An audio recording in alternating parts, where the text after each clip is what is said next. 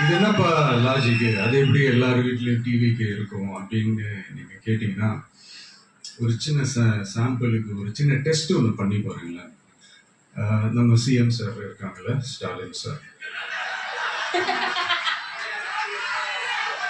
ஒரு 2 years back இருக்கும்னு நினைக்கிறேன்.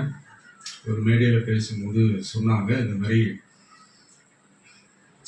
என்னோட கட்சிக்கு அவங்களுடைய கட்சிக்காரங்க சில பேர் பண்ற அட்ராசிட்டி, ஒரு சில மந்திரிகள் பண்ற சில அட்ராசிட்டிஸ் எல்லாம் பார்த்து ராத்திரியில எனக்கு தூக்கமே வரமாட்டேங்குது அப்படின்னு ஒரு 2 இயர்ஸ் பேக் இருக்கும். அந்த வீடியோ கூட இருக்குது. அப்படி இருக்கிற அவரு என்னைக்காவது ஒரு நாள் அசந்து தூங்குவார்ல, அப்ப அவர்கிட்ட போய், சார் சார்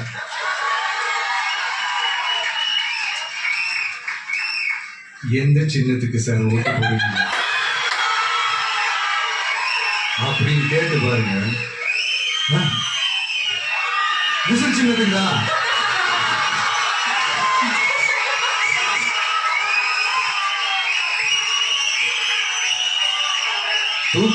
தூக்கத்துல இப்படி டப்புன்னு எழுப்பி கேட்டா டப்புன்னு உண்மையை போட்டு உடைச்சிருவாங்க. அதுக்கு சொன்ன அப்படி இருக்கிற இந்த நிலைமையில டிவிக்கே வந்து சிட்டில தான் இருக்குது, டவுன்ல தான் இருக்குது, வில்லேஜ் சைட்லலாம் இல்லை அப்படின்னு சொல்றவங்களுக்கு இந்த மாதிரி சில டெஸ்ட் எல்லாம் பண்ணி பாருங்க, தெரியும்.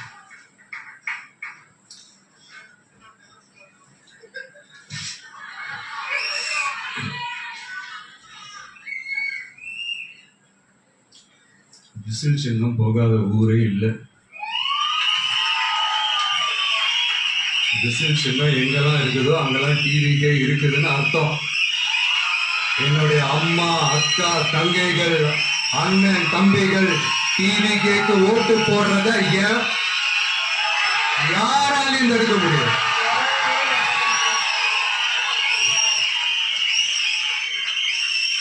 ரத்த சொந்தமா நம்மள நினைக்கிற நம்மளோட வகையராக்களை எந்த கட்சியாலையும் எவ்வளவு விலை கொடுத்தாலும் வாங்கவே முடியாது.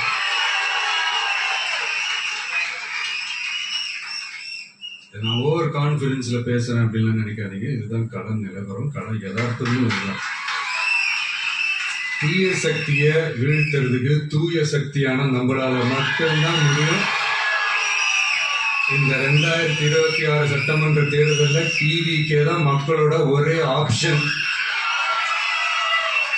Otherwise no diversion.